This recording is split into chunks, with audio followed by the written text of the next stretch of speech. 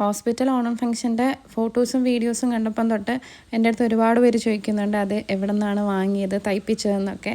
അപ്പോൾ നമ്മൾ മെറ്റീരിയൽ എടുത്തത് വിരാസത്തു നിന്നാണ്. പിന്നെ തയ്പ്പിച്ചത് ചിക്കുൻ്റെ വീടിൻ്റെ അടുത്തുള്ള ഒരു ആൻറ്റിയാണ് എനിക്ക് തയ്ച്ചു തന്നത്.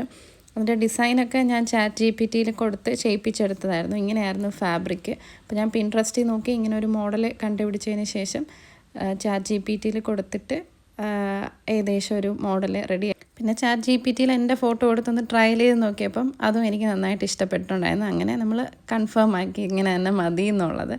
ആകെ ഒരു പ്രശ്നം പറ്റിയെന്ന് വെച്ചാൽ ഫാബ്രിക്ക് ഞാൻ ആകെ 3.5 മീറ്റർ എടുത്തിട്ടുണ്ടായിരുന്നുള്ളൂ.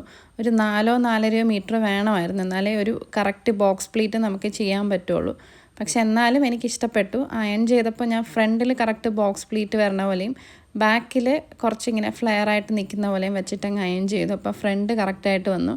എന്നാലും ബാക്കിൽ ഫാബ്രിക് കുറവിൻ്റെ കുറച്ച് പ്രശ്നങ്ങളുണ്ട്. പിന്നെ നമുക്കിത് ഓണത്തിനല്ലാതെ ഏത് ഫംഗ്ഷൻ വേണമെങ്കിലും ഇടാം, വെറുതെ നമുക്ക് പുറത്ത് പോകുമ്പോഴും ഇടാം. അങ്ങനത്തെ ഒരു കൈൻഡ് ഓഫ് ഡ്രസ്സാണ്. ഭയങ്കര പാർട്ടി വെയർ പോലെയൊന്നുമല്ല. ഇപ്പോൾ സാരി ഒന്നും വേണ്ട എന്നുള്ളത് ഓൾറെഡി തീരുമാനിച്ചിട്ടുണ്ടായിരുന്നു.